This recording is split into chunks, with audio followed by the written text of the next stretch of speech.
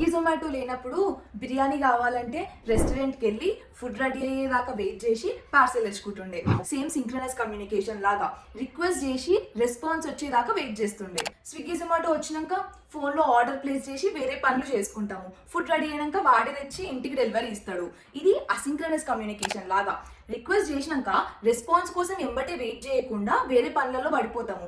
Response అదే వస్తుంది మెల్లగా. సిమిలర్ గా సాఫ్ట్వేర్ సిస్టమ్స్ లో క్లయింట్ కి రిక్వెస్ట్ చేసిన ఎంబటే సర్వర్ నుంచి రెస్పాన్స్ కావాలి అంటే సింక్రనస్ కమ్యూనికేషన్ మోడల్స్ వాడతాము. ఫర్ ఎగ్జాంపుల్ గూగుల్లో ఏదైనా సెర్చ్ చేసినప్పుడు ఎంబటే మనం రిజల్ట్స్ స్క్రీన్ పైన ఎక్స్పెక్ట్ చేస్తాం కదా, అట్లనే మనం ఏదైనా పేమెంట్ చేసినప్పుడు పేమెంట్ కన్ఫర్మేషన్ కూడా ఎంబటే రావాలి.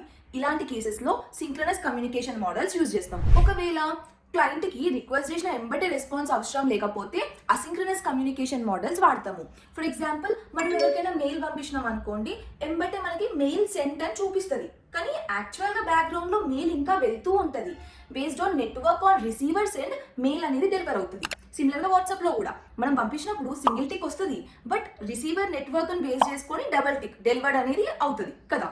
ఈ కేసెస్ లో అసింక్రనస్ కమ్యూనికేషన్ మోడల్స్ వాడతాము. సింక్రనస్ కమ్యూనికేషన్ మోడల్స్ కి ఎగ్జాంపుల్స్ వచ్చేసి మనకి రెస్ట్ ఏపీఐస్, ఆర్పిసి, గ్రాఫ్క్యూఎల్ లాంటివి. అసింక్రనస్ కమ్యూనికేషన్ మోడల్స్కి వచ్చేసి మెసేజ్ క్యూస్, వెబ్ సాకెట్స్, ఇవి అసింక్రనస్ కమ్యూనికేషన్ మోడల్స్. వీటి గురించి క్లియర్గా నెక్స్ట్ వీడియోస్లో నేర్చుకుందాం.